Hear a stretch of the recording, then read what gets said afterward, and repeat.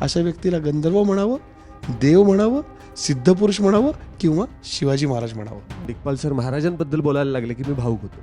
उगरलेला असतो वार मारायला, पण तानाजीराव मारत नाही. मारत नाही. तुला आत्ता सोडतोय मी, अशा ऍक्शननी ते निघून जात. ही शिस्त नाही. महाराजांना भाषा किती येत होत्या, शंभू महाराजांना भाषा किती येत होत्या. त्यांनी तर म्हणजे पोर्चुगीज राज ब्रिटिशांची उत्तम अस्खलित इंग्लिश बोलायचे, ते उर्दू तर येतच होतं. मला कायम असं वाटतं की छत्रपती शिवाजी महाराजांचं चरित्र वाचून ना तुम्ही समाज सुधारानंतर आधी स्वतःला काय करता येईल ना त्याच्यात. जेव्हा हा आग्रा प्रसंग घडला होता तेव्हा शिवाजी महाराजांचं वय होतं केवळ 36. हाय हॅलो नमस्कार, मी दर्शना तांबोळी. राजश्री मराठीमध्ये तुमच्या सगळ्यांचं स्वागत. तर बरेच दिवसांनी दिग्पाल लांजेकर आपल्या फ्रेममध्ये बसलेत. आज निमित्त खास आहे. नवीन चित्रपट छत्रपती शिवाजी महाराजांची एक नवीन कथा आपल्यासाठी घेऊन येत आहेत ते रणपती शिवराय. नमस्कार, खूप स्वागत सगळ्यांचं. नमस्कार, जय शिवराय. मला खूप मस्त वाटतं जेव्हा तुम्ही गप्पा मारायला येता इथे, जेन्युअनली. आणि मी वाट बघत असते की कधी नवीन अध्याय येतोय आणि कधी आपण भेटतोय गप्पा मारायला. तर सगळ्यात आधी मला सांगा, कसे आहात, काय चाललंय, दमलात का? प्रमोशन करून टीजर कमालीचा आहे. गनिमी कावाच्या गाण्याचा मी उल्लेख केला, मस्त आहे, खूप छान झालंय आणि ना खूप मस्त वाईब्स आहेत त्याच्यामध्ये, छान वाटतंय. सो मला सांगा, कसे आहात सगळेजण, काय चाललंय एक्झॅक्टली? अभिजित? खूप छान आणि एक्सायटेड आहे आणि जबाबदारी खूप आहे. येस, म्हणाल मॅम. इतकी जबरदस्त घोड्यावरनं एंट्री झालेली आहे हो. आणि प्रथम क्रमांकाने पास झालेले आहेत अभिजित श्वेतचंद्र. आणि एक खूप कुतूहल असलेला विषय सगळ्यांच्याच मनात. येस. माझ्या मनात तर भयंकर कुतूहल होतं की मुळात शिवाजी महाराज आग्र्याला गेलेच का, म्हणजे कशासाठी जायचं ना त्या औरंग्याच्या दरबारामध्ये. तर हे कुतूहल माझं शमलं हा चित्रपट करताना बघताना. आणि काय काय घडलं तिथे, कोण कोण गेलं होतं आणि कसे अडकले आणि कसे त्यातून बाहेर यायला, ही काही छोटी गोष्ट नाही आहे. पण किती मोठा व्यूह रचला आणि कसे सुखरूप परत आले, हे खरं म्हणजे सगळ्या मराठी माणसांच्या मनातली अत्यंत जवळची गोष्ट शिवाजी महाराजांच्या बाबतीतली, आग्र्याहून सुटका. त्यामुळे हा थरार अनुभवताना खूप मजा आली. आणि थराराचं शिवधनुष्य ज्यांनी पेललंय दिग्पाल लांजेकर. दादा मला सांग, मला हा जेन्युअनली जेव्हा तू एक नवीन अध्याय घेऊन येतो ना, मला हा प्रश्न पडतो की राईट फ्रॉम द प्रोसेस, यावेळी तू लेखक आहेस या चित्रपटाचा, प्रोसेस चालू होते की आत्ता बाबा महाराजांची आपण ही गोष्ट सांगूया, तुला झोप लागत असते का? की काय काय लिखाण होणार, कसं शूट होणार, झोप लागते का तुला? याचं कोणीही उत्तर द्या. नाही. आता मी आणि दिग्पाल आत्ता आम्ही पुण्याहून येत होतो आणि तो म्हणाला की अरे ताई, मला हा सीन असा करायला पाहिजे होता, मला आत्ता असं वाटलं, अरे यार असं नाहीच आपण करता आलं ह्याच्यामध्ये. मी म्हटलं अरे झालं ना आता सिनेमा, आता प्रमोशन release सुरू ला. झालंय, तर रिलीज झालाय, पण तरी ते त्याच्या मनात सतत चालू असतं. येस. फर्जनपासूनच ते खरं तर सुरू झालं, कारण चांगल्या अर्थाने छत्रपतींनी आणि त्यांच्या इतिहासाने माझी झोप उडवली. की त्यांनी म्हणजे जेव्हा आम्ही सगळे हे काम सुरू केलं आम्ही सगळ्यांनी आणि पुढे घेऊन चाललोय, तर रोज आमचं बोलणं होतं, कधी ना कधी दिवसाच्या कुठल्याही प्रहरामध्ये, ज्याला जसा वेळ असतो. आणि म्हणजे आपण जो चित्रपट करतोय आता, आग्रा विषयावरती चित्रपट करतोय, तर काही नवीन सापडलं तर आम्ही ऑलमोस्ट सगळ्यांना लहान मुलासारखं फोन करून सांगत असतो की ताई असं हे सापडलं, अजय दादा हे सापडल्यावर का, ह्याच्यात तानाजी मालुसरे असं करणार आहेत, निखिल यावेळी जरा आपण दोघं मिळून अशा गोष्टी करू बरं का. मग अभिजितची नवीन एंट्री मग या पद्धतीने नवीन एंट्री असल्यामुळे त्याला सातत्याने फीड करत राहणं की अमुक एक पुस्तकातला अमुक एक चॅप्टर वाचून ठेव बरं का, त्याच्यामध्ये जे आहे ना त्याचा कॉन्टेक्स्ट असा वाटतोय मला, त्याचा कॉन्टेक्स्ट हा परकलदास म्हणजे जो रामसिंगाचा कारकून होता, त्यांनी जे काही पत्र लिहून ठेवले तशी जवळजवळ 350 पत्र या निमित्ताने मला वाचायला मिळाली या प्रोसेसमध्ये. की परकलदास, त्याचा मिर्झा राजांचा जो कारकून होता कल्याणदास, यांचं ना सातत्याने रिपोर्टिंग चालू होतं एकमेकाला. म्हणजे मिर्झा राजांना तिकडनं रामसिंग कळवत होता की आज हे झालं दरबारात, आज ते झालं. कारण छत्रपती शिवाजी महाराज, त्याच्यावरनं लक्षात येतं आपल्याला की दिल्लीमध्ये सुद्धा छत्रपती शिवाजी महाराज ही किती मोठी आसामी होती, किती मोठी व्यक्ती होती की ज्यांचं रोजचं रिपोर्टिंग हे मिर्झा राजा जयसिंग घेत होता. की ते कारण वचन दिलं होतं की छत्रपतींच्या केसालाही धक्का लागणार नाही, आणि ते वचन मिर्झा राजांनी दिलं होतं, म्हणून त्यांचा मुलगा तिथनं रिपोर्टिंग करत होता. फायदा हा झाला आपला की परकलदासाच्या या पत्रातनं आग्रा भेट पूर्ण उलगडली जाते आणि त्याच्या बरोबरीने मला मिळाले औरंगजेबाचे अखबार. आग्रा दरबारामध्ये उर्दूमध्ये लिहिलेले औरंगजेबाचे तत्कालीन अखबार आहेत. म्हणजे रोज त्याच्या इथे आपण ज्याला मिनिट्स ऑफ मीटिंग म्हणतो तसं दरबारात काय काय घडलं. जसं आपण आता कोर्टात जर गेलो आपण तर कोर्टाच्या एखाद्या केसच्या बाबतीत तसं लिहिलं जातं. मिनिट्स लिहिले जातात की जज साहेब काय बोलले, वकील काय बोलले, अमुक काय बोलले, अर्ज कुठला आला होता, अर्ज कुठल्या प्रकारचा होता. ह्याचे औरंगजेबाचे अखबार सुदैवाने आम्हाला मिळाले. जदुनाथ सरकारांची पुस्तकं, विका राजवाड्यांचा लेख, असं सगळ्यामधनं. आणि सगळ्यात महत्त्वाचं म्हणजे कविराज भूषणाचे छंद, जे आत्तापर्यंत कौतुकाने म्हटले गेलेत पण त्याचा अर्थच कदाचित त्याच्याकडे पाहिलं गेलं नाही का काय असं वाटावं. कारण त्यांनी असं थाडकन म्हटलंय त्याच्यामध्ये की छत्रपती शिवाजी महाराज द्वंद्वाच्या आवेशाने औरंगजेबाच्या सिंहासनापर्यंत पोहोचले. आणि हे सगळं जे गोळा करून जे काही स्पाय स्टोरी मांडण्याचा आम्ही प्रयत्न केलेला आहे. त्यामुळे ही खूप माझ्यासाठी थ्रिलिंग प्रोसेस होती हे वाचन करणं, हे शोधणं. कारण मगाशी जसं ताई म्हणाल्या की गेले का छत्रपती शिवाजी महाराजांसारखा इतका जबरदस्त राजकारणी मुत्सद्दी योद्धा स्वतःहून शत्रूच्या जबड्यात का गेला, हा फार महत्त्वाचा विषय आहे. फक्त माझ्या प्रजेवर अत्याचार होत आहेत, माझे वीर मारले जात आहेत, हे तर 350 वर्ष आधी चालू होतं. ह्याच्यात काही नवीन नव्हतं. हे थांबवायचं म्हणून तर ते गेलेच नक्कीच. कारण मुघलांचं लक्ष पूर्णपणे उत्तरेकडे वळावं हा त्यातला एक मुत्सद्देगिरीचा भाग आहे. पण तरीसुद्धा ही एवढी मोठी स्टेप घ्यायची की ज्याच्यामध्ये मला जीवाला धोका होऊ शकतो. आणि मी गेलो की थांबलं ना सगळं. स्वराज्याचं काय होणार. आऊसाहेब होत्या, त्या शंभूराजांना वाढवतील, या सगळ्या गोष्टी त्यांनी केल्या. आधी सगळी तयारी करून ठेवली होती. तरीसुद्धा म्हणजे ते तयारीने गेले होते की मग कदाचित मला जीवाला धोका होणार आहे. तर हे असून सुद्धा का गेले असतील हा प्रश्न ना इतका छळत होता ना. आणि त्याची अनेक उत्तरं मला या सगळ्यात मिळाली. एक उत्तर एका दिशेला बोट नाही करत आहे. छत्रपतींचं महात्म्य हेच आहे की त्यांनी इतक्या शक्यता निर्माण करून ठेवल्यात ना आपल्या भोवती की करा विचार. खरंय. म्हणजे त्याच्यात ना जो भूषणाचा छंद वापरलाय त्याची शेवटची ओळ फार मला हे करतं की जानन परत, म्हणजे जाणू शकत नाही आपण, ऐसे काम हे करत, कोई गंधर्व है, देव है, सिद्ध है के सिवा है.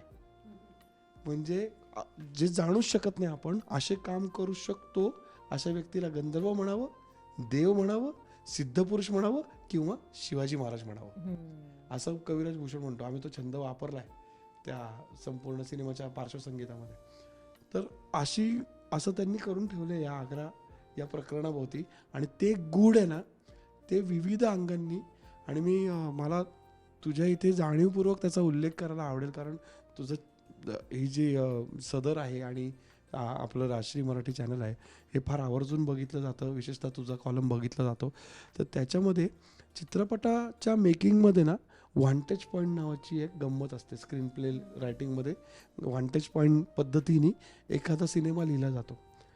अक्षरशः व्हांटेज पॉईंट नावाचा एक सिनेमा सुद्धा आहे हॉलिवूडचा. तर एकच घटना विविध पर्स्पेक्टिव्हने दाखवली जाते. तसं स्वारी आग्राचा आम्ही करायचा प्रयत्न केलाय की व्हांटेज पॉईंट पकडून त्यातले 3 व्हांटेज पॉईंट आपण विविध पात्रांच्या अँगलनी बघत राहतो.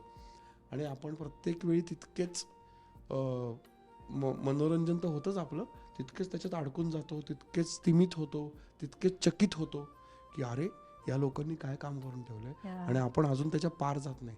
मग मला ते माझंच आम्हीच लिहिलेलं बारूड आठवतं की शिवरायांच्या बुद्धियुक्तीचा लागना पार. तर ते लागना पार काय आहे ना ते सगळं आग्राच्या या स्वारीत आहे. खूप जाणीवपूर्वक हा शब्द आम्ही वापरलाय, स्वारी. ती सुटका नाही आहे. शिवाजी महाराजांसारखं व्यक्तिमत्व ज्यांच्या नावावर आपण 350 वर्ष जगतो आहोत. 350 वर्ष छोटी गोष्ट नाही आहे. एक अख्खं युग लोटलं. त्या व्यक्तिमत्वानी लाचार होणं हे कधीच स्वीकारलं नाही आहे. त्यामुळे ते नाईलाजानी गेले किंवा हिंदीत बोलायचं तर मजबूरन जाना पडा असं नाही झालेलं त्यांचं.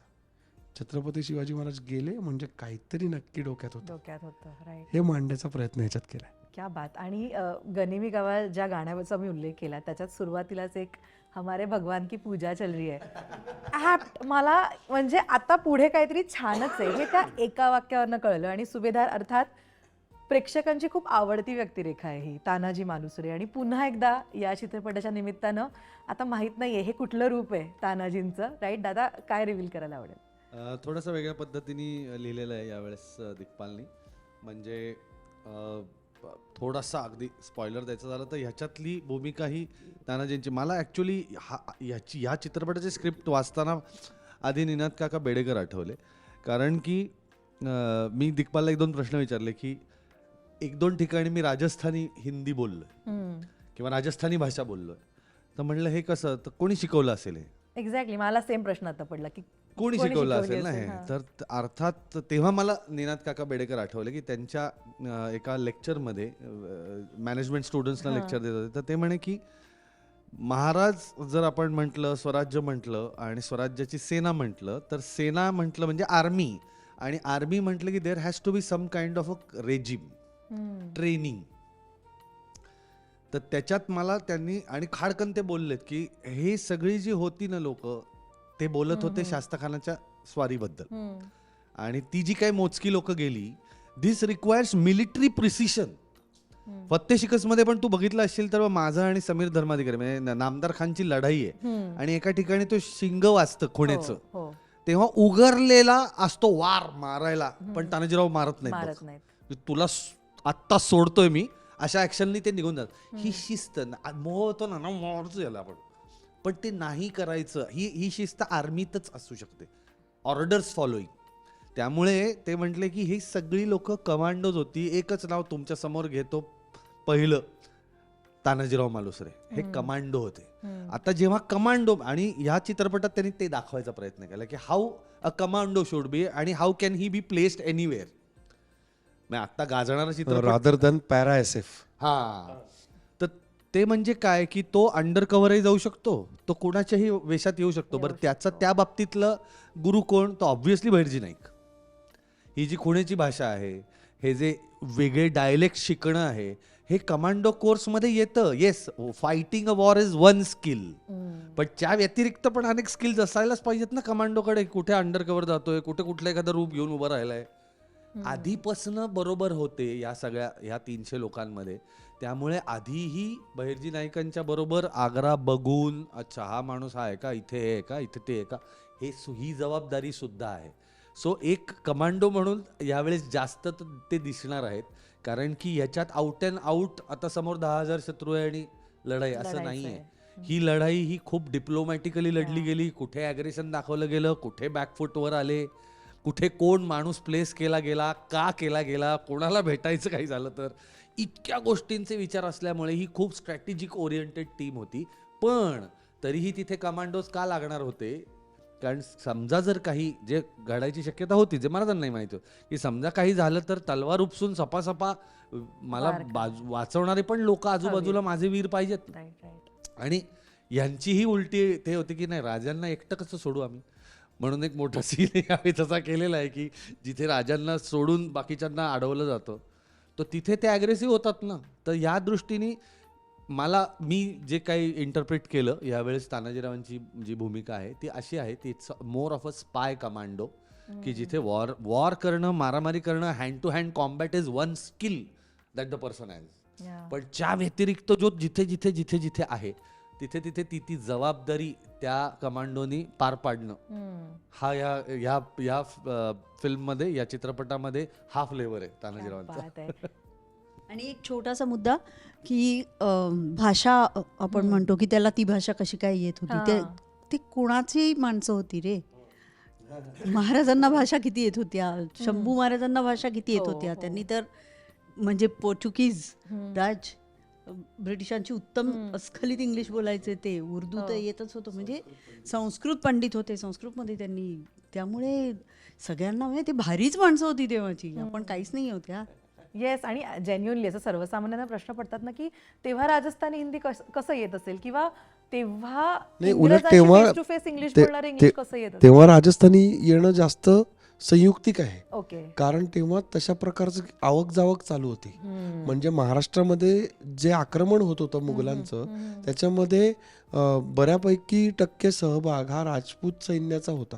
ओके. त्यामुळे राजस्थानी आपल्या लोकांच्या कानावर पडत होती. सुभेदार बघ ना. लँग्वेज शेवटी अक्वायर्ड गोष्ट असते ना. तुम्ही सतत ऐकत राहिलात तर तुम्हाला त्याचा कोर्स लावायची गरज नाही पडत. आपण मराठीचा कोर्स लावून थोडी मोठे झालो. ती कानावर पडत राहिली, रक्तात भिनली आणि मग आपली मायमाऊली मराठी आहे. आणि म्हणूनच आजही मराठीमध्ये या भाषांमधले अनेक शब्द आहेत किंवा त्यांचे अपभ्रंश आहेत. आहेत. राईट. म्हणजे पाणी म्हणतात ते. आम्ही आता जोधपूरला शूटिंग केलं तर ते पाणीच म्हणत होते त्याला. म्हणजे आपण पाणी मागितलं त्यांना कळत, मी पाणीच मागत होतो. म्हणजे तिथे वेगळं काहीतरी, म्हणजे दक्षिणेकडे गेल्यावर तुम्ही जसं नीर मागता तसं नाही, तिकडे जाऊन पाणीच म्हणत होते. ते पाणी नाही म्हणत हिंदीत, ते राजस्थानीमध्ये पाणीच म्हणतात. ते पण म्हणतात. बट म्हणजे आपण जसं म्हणतो की पण असं झालं, तर ते पणच म्हणतात. तुम्ही तिकडे जा पण, ते चक्क पणचा पण उच्चारतात. सो ते म्हणजे दोन्ही भाषांचं शेवटी भारतीय भाषा आहे, ते गिव्ह अँड टेक आहे. सगळ्याचे रेफरन्सेस आहेत यार दादा तुझ्याकडे. So Nikhil, back to the base. आणि मला फार छान वाटलं पुन्हा एकदा या टीम बरोबर तुला बघून. तुझ्यासाठी कधी सुरुवात झाली या नवीन शिवाष्टकाची? आम्ही अभंग तुकाराम सिनेमा एकत्र करत असतानाच त्यांनी मला आता पुढची मोहीम आग्रा असं सांगून टाकलं. म्हटलं चला ओके, काही हरकत नाही. कारण गुप्तहेर खात्याचे प्रमुख बहिर्जी नाईक आणि त्यांचा हा साथीदार किसना, जसं आत्ता आपण विषय चालू आहे की तानाजीराव असो किंवा बाजी जेदे सर्जेराव असो किंवा बहिर्जी स्वतः असो, तर हे सगळे कुठे ना कुठेतरी हेरगिरी करतच ह्या सगळ्या मोहिमेवर पोहोचले, अधिरेकी केली किंवा त्याच्यानंतर सुद्धा बहिर्जींच्या सांगण्यावरून अमुक एक ठिकाणी तू जाऊन याची शहानिशा कर, किंवा कधी कधी रामसिंग सारखा माणूस जरी आपल्या मदतीला तिथे असला तरी सुद्धा त्याला सुद्धा प्रसंगी बाबा रे लक्ष आहे ना तुझं महाराजांकडे, आमच्या महाराजांना काही होता कामा नाही, हे सांगण्याचं काम सुद्धा या हेरांवरच सोपवलं होतं. त्यामुळे या हेरांचं हे सगळं काम आपण हॉलिवूडचे सिनेमे बघतो, एस्केप प्लॅन वगैरे, हा आपल्या मातीतला एस्केप प्लॅन आहे. अर्थात यांच्याकडूनच प्रेरणा, महाराजांकडूनच प्रेरणा घेऊन हे सिनेमे वगैरे झाले असतील, किंवा आपण युद्ध कौशल्य, गोरिला वॉरफेअर वगैरे, आपण हे सगळे याचा हे घेतच असतात इतरही मिलिटरी आणि इतरही देशांमध्ये आपलं सोडून. हा असं आहे. म्हणजे मी एक नक्की सांगेन की आतापर्यंत कसं होतं की अष्टकात सुद्धा थोडासा ह्युमरचा फ्लेवर हा गुप्तहेरांकडे असायचा, की ते लोकांना फसवतात, शत्रू सैन्याला किंवा गनिमांना गंडवतात. हे जरा त्यांच्याकडे ह्युमरचा हे होता. पण ह्या चित्रपटापासून किंवा रादर आधीच्या काही 2 चित्रपटांपासून मी तो फ्लेवर बदलायचा प्रयत्न करतोय, कारण ही माणसं खूप तीक्ष्ण होती. म्हणजे निखिल जे म्हटला की रामसिंगाला सुद्धा प्रसंगी त्याच्या पाठीला सुरा लावून 4 गोष्टी सुनावून वेळ पडली तर त्याचंही असोसिनेशन करण्याची ताकद ठेवणारी माणसं होती. आणि हे अख्ख्या भारताला माहिती होतं, म्हणून इतका काळ मराठा साम्राज्य, मराठा दौलत मोठी होत राहिली. अगदीच. आणि अनेक बातम्या झाल्या की आता रणपती शिवराय या चित्रपटामध्ये छत्रपती शिवाजी महाराज कोण साकारणार. खूप बातम्या झाल्या, अनेक चर्चा झाली त्यावरनं. अभिजित, मला तुम्हाला तो दिवस आज सांगायला तुम्हाला आवडेल मला, का ते बघा की काय तो दिवस होता. एकतर की जेव्हा दादाकडनं आलं, बिकॉज त्याच्याकडनं येणं छत्रपती शिवाजी महाराज, मला असं वाटतं तू करावा, ही खूप मोठी गोष्ट आहे. कारण आय डोंट थिंक सो की एवढा कोणाचा अभ्यास असेल जेवढा त्याचा आहे. सो काय दिवस होता तो की जेव्हा सांगण्यात आलं की हे तू करू शकतोस का किंवा करशील का, किंवा ते एक्झॅक्टली शब्द काय होते? अभंग तुकारामचं डबिंग चालू होतं आमचं, आणि पुण्यामध्ये डबिंग होतं आणि एकच दिवस लागणार होता माझा, म्हणून मी सेजल आणि अर्शूला घेऊन गेलो होतो. तर दिग्पाल सरांनी माझे काही फोटोज ते AI मध्ये जरा त्याला महाराजांच्या ह्याच्यामध्ये त्यांनी हे मॉडिफाय करून बघितले होते. आणि त्यांनी तो फोटो दाखवला आणि मला म्हणाले की महाराज करशील का. तेव्हाच मी अक्षरशः रडायला लागलो. म्हणजे ते कोणतरी शूट पण केलेलं आहे गौरवने काहीतरी, पण मी त्यांच्या पाया पडून अक्षरशः रडायला लागलो, कारण खूप मोठी जबाबदारी, आणि ज्याला आत्तापर्यंत पूजत आलेलो आहे, जे दैवत आहे, त्याला साकारायचं म्हणजे खूप मोठी संधी होती. अगदीच. आणि दिग्पाल दादा, हे खूप करेज आहे ना, किंवा ही हिंमत आहे. आपण याआधी काम केलंय. आपल्याकडे छत्रपती शिवाजी महाराज साकारणारा एक कलाकार वेगळा होता आणि आत्ता आपण जे शिवधनुष्य उचलले दॅट इज शिवराज अष्टक पूर्ण करणं ही आपली जबाबदारी आहे आणि जी तुझी कमिटमेंट आहे इतक्या वर्षाची, राईट? तुझ्यासाठी पण मला तो दिवस, तुझ्यासाठी तो दिवस काय होता, कोणता होता, की नाही यार, शो मस्ट गो ऑन, काय होतं? खरं तर ती म्हणजे अनफॉर्च्युनेट गोष्ट जी काय मध्ये घडली ती सगळी घडल्यानंतर थोडंसं हताश व्हायला झालं होतं की आता पुढे कसं जायचं किंवा काय. पण स्वराज्यात ना, मग इतिहासाचा जेव्हा आपण अभ्यास करतो किंवा विद्यार्थी बनतो इतिहासाचे, तेव्हा त्यातनं गुण पण घ्यायचे असतात. तर एक सगळ्यात महत्त्वाचा गुण जो मराठ्यांचा आहे, जो महाराजांनी शिकवला, तो म्हणजे मोरका पडला तरी पळून नाही जायचं, शेवटच्या माणसापर्यंत लढत राहायचं. म्हणजे त्याच्यातनं ती ओळ मी लिहिली आहे, तुकडे तुकडे झाले तरी बी कणाकणांना झुंजतो. तर ते जे आहे ना, ते मुघलांच्या बाबतीत होतं किंवा ते इतर सत्तांच्या बाबतीत होतं, जे मराठ्यांनी जोखलं होतं. मराठ्यांनी जेव्हा युद्धशास्त्राचा अभ्यास केला असेल किंवा छत्रपतींनी युद्धशास्त्राचा अभ्यास केला असेल किंवा अनुभव घेतला असेल, त्याच्यात त्यांना लक्षात आलं की इतर सत्तांचे जे सेनापती आहेत ते ढासळले की अख्खं सैन्य पळत सुटतं.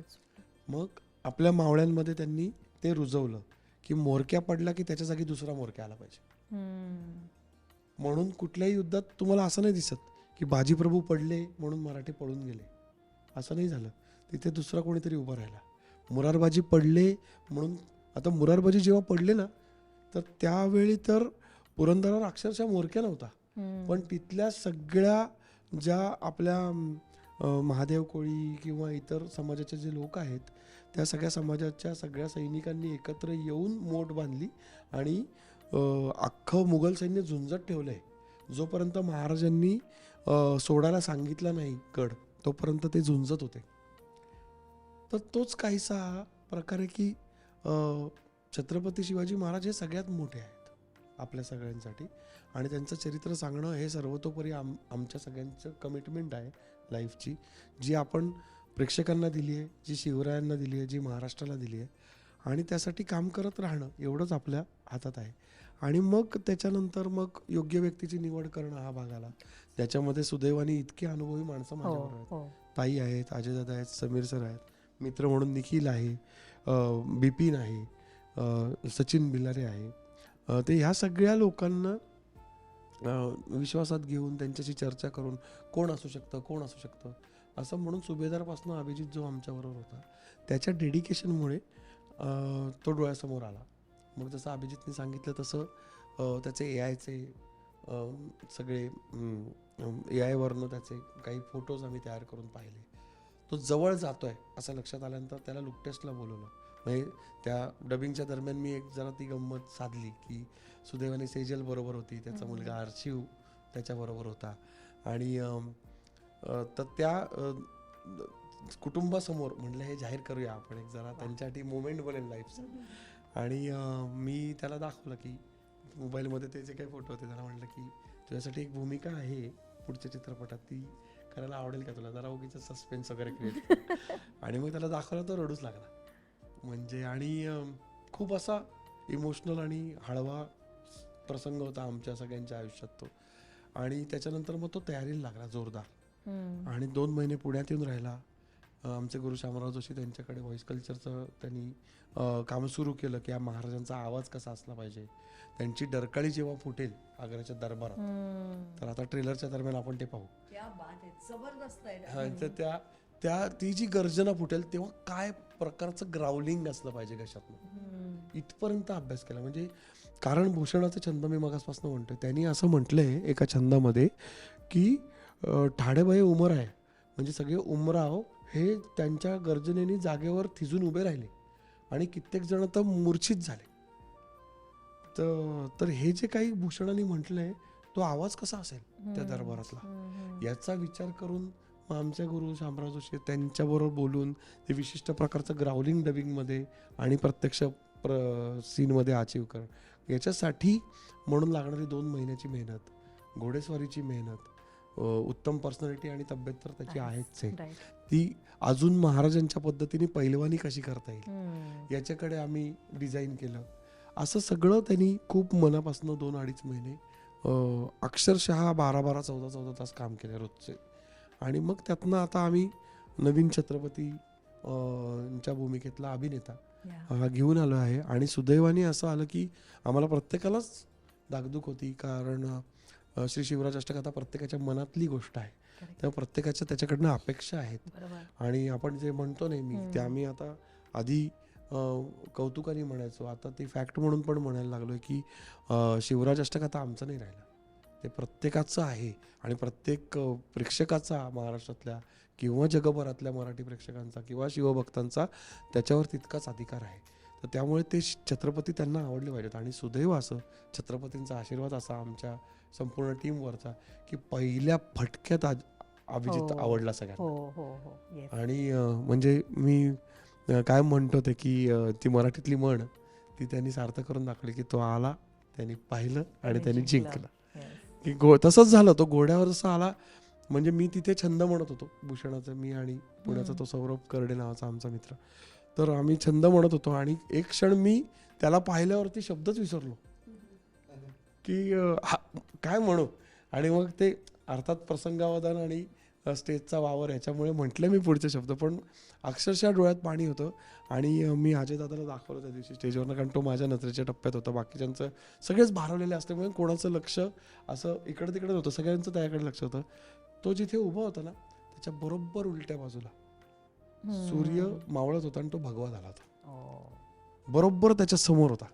मी अजय दादाला दाखवलं ते की म्हटलं तू बघ, हा शुभ शकून आहे आणि हा संकेत आहे की श्री शिवराज अष्टक हे जे काही चित्रपट मालिका आहे ती शिवरायांच्या आशीर्वादाने अशीच प्रगती करणार आहे. अगदीच. आणि आम्हाला सुद्धा इतकी उत्सुकता होती ना की कोण करणार छत्रपती शिवाजी महाराजांची भूमिका, किंवा जेव्हा महाराज समोर येतील तेव्हा ऑडियन्स रिॲक्शन काय असेल. असं असतं ना की आपण गेली इतकी वर्ष बघतोय एका व्यक्तीला, किंवा वेगवेगळ्या गोष्टींमधनं आपण छत्रपती शिवाजी महाराज बघतोय, अनेक कलाकारांनी साकारलेत, आणि ना त्या कलाकाराबद्दलच एक आपल्याला सॉफ्ट कॉर्नर वाटत असतो. आमचं इथेच होतं की यार कोण साकारेल महाराज. आणि जेव्हा हे नाव समोर आलं आणि देन फोटो आला, मी स्वतः 2-3 वेळा झूम करून बघितला आहे की, आणि मी बोलले पण आशिषला की यार खरंच छान दिसतोय हार या भूमिकेमध्ये. आमचं जेन्युइन डिस्कशन झालं होतं जेव्हा आम्ही अभिजितचा फोटो त्याच्याकरता डिझाईन करताना सुरिंदरजी जे आहेत आपल्या इंडस्ट्रीतले सगळ्यात एक्सपिरियन्स्ड आणि नावाजलेले विग मेकर जे आहेत, त्यांच्याकडे जवळजवळ 4 लुक टेस्ट झाल्यात. म्हणजे आधी कच्च्या दाढीवर झाली त्यांच्याकडच्या, मग त्याची मापं घेऊन एक दाढी बनवण्यात आली, मग त्याच्यात फिनेस, असं करत करत 4थी-5वी जी राऊंड होती आमची ती फायनल झाली. आणि सुरेंद्र दादा पहिल्या दिवशी स्वतः आले होते सेटवर की छत्रपतींची भूमिका करणाऱ्या या व्यक्तीला ती पहिल्यांदा दाढी चिकटवताना मी तिथे उपस्थित पाहिजे, काही कमी जास्त झालं तर. आणि त्या सगळ्या 10-12 लुक टेस्टमधनं त्या प्रतिमेचा जन्म झाला असं म्हणता येईल. येस. एक छोटीशी गंमत म्हणजे आपल्याला शिवाजी महाराजांच्या कोणतीही त्यांची कथा किंवा त्यांच्या आयुष्यातला थरारक प्रसंग ऐकताना आपल्याला असं वाटतं की शिवाजी महाराज म्हणजे एक साधारण त्यांचं वय 40, 42, 45, 50 असं असेल असंच आपल्याला वाटतं. पण गमतीचा भाग असा आहे की जेव्हा हा आग्रा प्रसंग घडला होता तेव्हा शिवाजी महाराजांचं वय होतं केवळ 36. आणि त्या दृष्टीने सुद्धा त्याचं वय करेक्ट आहे. सॉरी अभिजित, आम्ही पब्लिकली तुझं वय सांगतोय. पण म्हणजे इतक्या लहान वयामध्ये तोपर्यंत काय काय घडून गेलं होतं, शाहिस्ते खान घडून गेलं होतं, अफजल खान घडून, या सगळ्या आधी घडलेल्या घटना आहेत. आणि त्यानंतर आग्रा फक्त वय 36. तर हे सुद्धा कुठेतरी लोकांना कळायला पाहिजे की आज 36व्या वर्षी काय असतो आपण, कोण असतो. तर ती एक म्हणजे कोवळं वय तर नाही म्हणता येणार, पण ही वॉज सो यंग, तारुण्य, सो यंग. म्हणजे त्यामुळे सुद्धा तो अगदी अपील होतो. आणि ते AI वरचे फोटो बघताना आम्ही सगळे अरे खरंच रे असं प्रत्येकाने म्हटलं. मी तरी असं म्हटलं की सॉलिड दिसतोय, एकदम भारी. आणि तुमची काय रिॲक्शन होती जेव्हा तुम्ही नाव ऐकलं? मला फोटोज दाखवले, मला नाव नाही दाखवलं. दिग्पाल मला म्हणाला की मी घाबरत होतो त्यांना सांगायला, नुसतं नाव सांगायला. म्हटलं थांबा तुम्हाला एक फोटो दाखवतो, हा फोटो बघा तुम्हाला. मी फोटो बघितला, म्हटलं अरे, आणि मग मी झूम केला आणि मी म्हटलं कोण आहे हा. मी पहिल्यांदा ओळखलं नाही त्याला. तर मग म्हणाला की आपला अभिजित आहे. म्हटलं रिअली. काय करेक्ट दिसतोय हा. आणि नंतर माझा पहिला सीन झाला शूट त्याच्याबरोबर. मी म्हटलं जमलंय हे, आता जस्ट गो अहेड. क्या बात आहे. Yes. मला सांगायला आवडेल की पहिला जो सीन होता तो मृणाल ताईंसोबत होता आणि त्यांनी पहिल्या सीनला मला जे करेज दिले. कारण काय नाटकामध्ये जसं आपण पहिल्या स्टेपवर पहिल्यांदा फळीवर जाताना जी भीती असते, धाकधूक असते, आणि एकदा ऑडियन्स समोर दिसली की आपण जरा रिलॅक्स होतो, तसं ताईंनी पहिल्या सीनला मला सांभाळलं आणि मला असं वाटतं पूर्ण फिल्म ती तेवढी सुखकर झाली. मी ॲक्च्युली अभिजित तुम्हाला विचारणार होते की सगळेजण कौतुक खूप करतायत की कशा प्रकारे दिसतात किंवा कमेंट्स पण फारच छान आहेत, खूप छान कमेंट्स आहेत. ही ॲक्च्युली जबाबदारी देणारी एक गोष्ट आहे आणि त्यात अख्खा चित्रपट शूट झाला. पहिल्यांदाच छत्रपती शिवाजी महाराज. भीती होती या सगळ्यात कुठेतरी आपल्या परफॉर्मन्सची? हो, खूप भीती होती, जबाबदारी होती. कारण काय म्हणजे स्क्रीनवर प्रेझेन्स दाखवताना किंवा स्क्रीनवर साकार करताना दिग्पाल सरांनी पूर्ण रिहर्सल घेतली होती का 2 महिने माझं ट्रेनिंग झालं होतं. आणि दिग्पाल सर दररोज एक सीन असेल तर तो सीनचं मागचं पुढचं सगळं डिटेल्समध्ये सांगायचं आणि मी दररोज रडायचो, म्हणजे भाऊक व्हायचो महाराजांबद्दल ऐकताना. कारण का माहिती नाही, पण दिग्पाल सर महाराजांबद्दल बोलायला लागले की मी भाऊक होतो. तर ती प्रोसेस झाली होती. सेटवर सगळे होते, अजय सर असतील, मृणाल ताई असतील, प्रत्येक सीनमध्ये ते बारकावे बघत होते आणि बारीक बारीक गोष्ट म्हणजे काही काही रिॲक्शन्स आहेत मृणाल ताईंच्या सोबतच्या सीनच्या, तर त्यांनी सांगितले तू आता ना असं कर, तू असं कर, म्हणजे हे व्हेरिएशन मिळेल. त्या छोट्या छोट्या गोष्टी त्यांनी सांगितल्या होत्या. अजय सर सांगायचे मला की हे आता 95 झालं, आता आपल्याला हे 5% हे ॲड करायचं. तर असे सगळ्या गोष्टी होत्या ऑनस्क्रीन. दिग्पाल सर कंटिन्युअसली सांगत होते. वाणी संस्कार झाले होते गुरुजींकडून, प्राध्यापक शामराव जोशींकडून. हे सगळं ऑनस्क्रीन होतं, पण मला असं वाटतं आता ऑफस्क्रीनची जबाबदारी आहे ती खूप मोठी आहे. म्हणजे चंद्रकांत मांढरेचा एक सरांनी इंटरव्ह्यू दाखवला होता त्या प्रोसेसमध्ये. त्यांनी त्या इंटरव्ह्यूमध्ये सांगितलं होतं की ज्या दिवशी कापडं घातली म्हणजे महाराजांची, त्या दिवसापासून ह्याला काही गालबोट लागता कामा नये, एवढं फक्त महाराजांनी आशीर्वाद असू दे. मला पण तेच असं वाटतं, ज्या दिवशी ती मी लुक टेस्टला म्हणा, ज्या दिवशी ती कापडं घातली शूटिंगला, त्याच्यानंतर काही गालबोट नाही लागलं पाहिजे, एवढा छत्रपती शिवाजी महाराजांचा आशीर्वाद असू दे, असं मी दररोज उठल्यावर आणि झोपताना बोलत असतो. अगदी. आणि अजय दादा तुझ्याकडनं ऐकायला आवडेल, तू म्हणजे नो डाऊट चित्रपटाच्या संपूर्ण प्रोसेसमध्ये तुम्ही दरवेळी इन्व्हॉल्व्ह असता. एक छान हा ग्रुप आहे, घट्ट मैत्री आहे तुमच्या सगळ्यांची, त्याच्यामुळे ना डिस्कशनला किंवा प्लस मायनसेसला स्कोप असतो, राईट? तू जेव्हा ते AIचे फोटो किंवा नाव ऐकलं असेल, तुझं फर्स्ट इम्प्रेशन काय होतं या चित्रपटाच्या बाबतीत आणि छत्रपती शिवाजी महाराजांच्या भूमिकेच्या? मी कॉन्फिडंट होतोच आणि तो कॉन्फिडन्स मला सुभेदारमध्ये झाला होता. कारण की सुभेदारमध्ये अभिजित जॉईन झाला. हो. पण मला असं वाटतं दिग्पालचं जास्त कौतुक आहे, कारण त्यांनी त्याला व्यवस्थित ब्रीफ केलं होतं. मी सूर्याजी मालुसऱ्यांच्या भूमिकेबद्दल बोलतोय. त्यामुळे काय झालं होतं की त्या सिनेमात सुद्धा तू बघशील तर ती नेहमीची फळी होतीच. बरोबर. त्याच्यात जर अभिजित कमी पडला असताना तर ते खूप इम्बॅलन्स दिसलं असतं. करेक्ट. पण मला सांगायलाही आनंद वाटतो की त्या चित्रपटात सूर्याजी मालुसऱ्याची भूमिका कोणी केली, मस्त केली त्या पोरांनी. असे सुद्धा कॉमेंट्स मला पर्सनली आलेले आहेत, सोशल मीडियावरती आलेले. तेव्हाही माझं आणि दिग्पालची चर्चा झाली होती. म्हणजे पोरगं चांगल्यावर डेडिकेशन आहे, इमान कळतं, आणि अशा मिशन्समध्ये इमानच महत्वाचं असतं, बाकी काही महत्वाचं नसतं. मग व्यवहार काय झाला आणि तो फिल्म ती किती चालली, आता 5-6 सिनेमे म्हणजे 6वा येईल, पण 5ही सिनेमांचे आर्थिक आलेख वेगवेगळे आहेत की नाही? इंटेन्शन बदललं का कुठे? सिनेमा सुरू करताना आम्ही 5ही चित्रपट तेवढ्याच घुसून करतो ना, त्याच्यावरती त्याच्या पुढे जेव्हा ते रिलीज होतात त्याच्यानंतरचं आपल्या हातात नसतं. पण येस, माझं प्रामाणिक मत नट म्हणून असं आहे, सिनेमा जेव्हा तुम्ही करता, तुम्ही मेलात तरी पुढे तो सिनेमा लोकांना दिसत राहणार आहे. एकदाच मिळतं ते करायला. परत करूयात मग ते पुढच्या फिल्मला आपण त्याच विषयावरच्या वेगळा अभिनय नाही, असं होत. आणि ह्या गोष्टीच ह्या सिनेमांच्या बाबतीत असं करताच येत नाही. तेव्हाच आमचा तो विषय झाला की याचं डेडिकेशन चांगलं आहे. कारण की मला स्पेसिफिकली असं वाटत होतं की तानाजी मालुसऱ्यांच्या शेजारी जो सख्खा भाऊ म्हणून उभा राहील तोही तितक्याच ताकदीने उभा राहायला पाहिजे. बरं, ते सगळं आपल्याला माहिती आहे, जे चित्रपटात दाखवलं गेलेलं आहे, ते दोर तोडणे आणि हे सगळं, की नंतर तो टेक ओव्हर करतो ना तानाजीराव पडल्यानंतर, की नाही भाऊ पडला, मी नाही सोडणार तुम्हाला. तर हे ॲग्रेशन जे बघितलं स्क्रीनवर आणि हे, त्याच्यामुळे एक तो कॉन्फिडन्स मेंटली आम्हाला सगळ्यांनाच होता की हा जर काही. आणि बाकीचं मग जसं तो म्हटलं तसं की मग त्याच्यानंतर टेक्निकल गोष्ट होती की एक लुक टेस्ट करून बघणं की कसा दिसतोय तो. पण मला पर्सनली विचारशील तर मी त्याला ऑलरेडी महाराजांच्या ह्याच्यात बघून म्हणजे झालं होतं माझं की हा असा दिसेल. आणि जेव्हा मी फोटो मला दिग्पालने दाखवला तेव्हा लहान करेक्ट हेच दिसलं होतं मला, तो असंच दिसणार. आणि तू इंटरव्ह्यूमध्ये पण दादा फार छान म्हणाला होतास माझ्या की छत्रपती शिवाजी महाराजांबद्दल निष्ठा असेल तरच तुम्हाला एंट्री आहे. हा म्हणजे आपण आय थिंक तेव्हा असं बोललो होतो की हे ते खूप लोक नवीन ॲडअप होत नाहीत. पण मी तेव्हा खूप फ्रँकली सांगितलं होतं आणि आजही पुन्हा सांगतो की आमच्याकडे नवीन लोक येऊ शकतात, फक्त तुमची निष्ठा तेवढी आहे का एवढं तपासून मग या. जाता जाता तुम्ही हा सिनेमा करायला येत असाल तर नाही होणार. म्हणजे मी अत्यंत प्रामाणिकपणे सांगतो, कशाला वेळ घालवता. बरोबर. मग त्याच्यापेक्षा तुम्हाला ज्यात गती आहे त्यात ते करा ना. हे येरा गबाळ्याचे काम नव्हे. खरंच खूप मोठी जबाबदारी. निखिल, तुझ्याकडनं ऐकायला आवडेल मला. पुन्हा शून्यापासून सुरुवात होती, क्लीन स्लेट आणि नवीन काहीतरी आता ट्राय करूया या चित्रपटात. नाही, शून्यापासून सुरुवात कुठे, उलट पहिल्यापासून सोबत नवीन असल्यामुळे सुरुवात. नवीन सुरुवात. हां. या सिनेमाच्या निमित्ताने किसना वरती अजून वेगळी जबाबदारी आहे, वेगळी मोहीम आहे. आणि माझं स्वतःचं आवडतं पात्र आहे किसना. लेखकाचं सुद्धा आवडतं पात्र आहे किसना. त्यामुळे प्रेक्षकांचं सुद्धा आवडतं पात्र आहे किसना. कारण असे अनेक गुप्तहेर महाराजांसोबत असेल, बहिर्जींच्या या गुप्तहेर खात्यात असेल, त्यांचं हा प्रतिनिधित्व करणारा एक किसना आहे.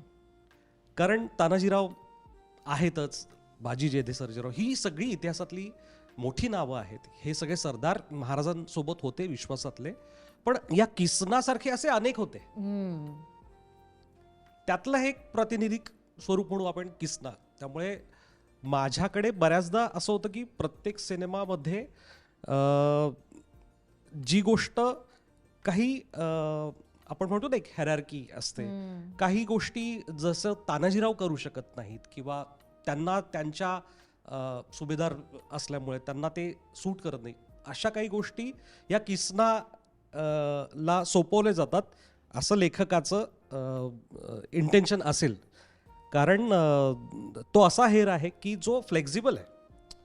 तो कुठेही म्हणजे अक्षरशः तो आत्ता या सिनेमाच्याच बाबतीत सांगायचं झालं तर कधीतरी तो तुम्हाला महाराजांसोबत सुद्धा दिसणार आहे आणि तो औरंग्याबरोबर सुद्धा दिसणार आहे तुम्हाला. ओके. त्यामुळे हे डेअरिंग पण असावं लागतं त्या हेरांमध्ये. खरंय. खूप मोठी गोष्ट आहे ही की मी त्या औरंगजेबाच्या बाजूलाच उभं राहून काहीतरी महाराजांबद्दल काहीतरी तिथे घडतंय, ऐकतोय, तो ती काहीतरी बातमी बहिर्जींपर्यंत किंवा महाराजांपर्यंत पोहोचवणं ही त्याची खूप मोठी जबाबदारी आहे. त्यामुळे ते स्किल. वर्ल्ड सिनेमामध्ये अशा गुप्तहेरांच्या जोड्या आहेत. हां.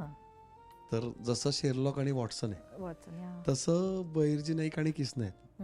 म्हणजे माझ्या सुदैवाने मला ते साकारायला मिळालं. आधीच्या पण 2 कलाकारांनी उत्तमच भूमिका साकारली होती बहिर्जी नाईकांची, पण किसना तोच होता.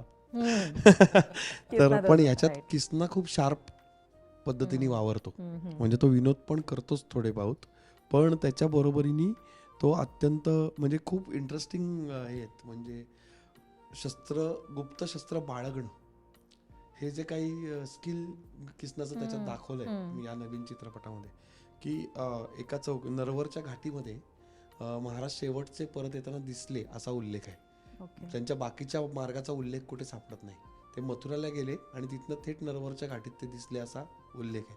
तर त्या नरवरच्या घाटीमध्ये जेव्हा त्यांना एक सैनिक ओळखतो तेव्हा हे सगळे गोसावी बनलेले मावळे त्याच्या भोवती कडं करतात आणि किसना नायकांच्या हातात एक गुप्त शस्त्र देतो आणि त्यांनी नाईक त्याला मारतात त्या सैनिकाला आणि त्याला उचलून घेऊन जातात त्या गोळक्यात. तर ते तिथल्या चौकीवरच्या लोकांना कळतही नाही की आपला माणूस गेला कुठे. इतका जबरदस्त सीन येतो. तर त्या सगळ्यामध्ये सुदैवाने माझं आणि निखिलचं स्टेजवरचं पण जे काही एक ट्युनिंग लहानपणापासूनचं आहे, अगदी बालनाट्य पण आम्ही एकत्र केली आहेत, तर ते तिथे फार बघायला गंमत येते. आणि सुदैवाने अजय दादानी आणि मी पण केलंय काम एकत्र स्टेजवर.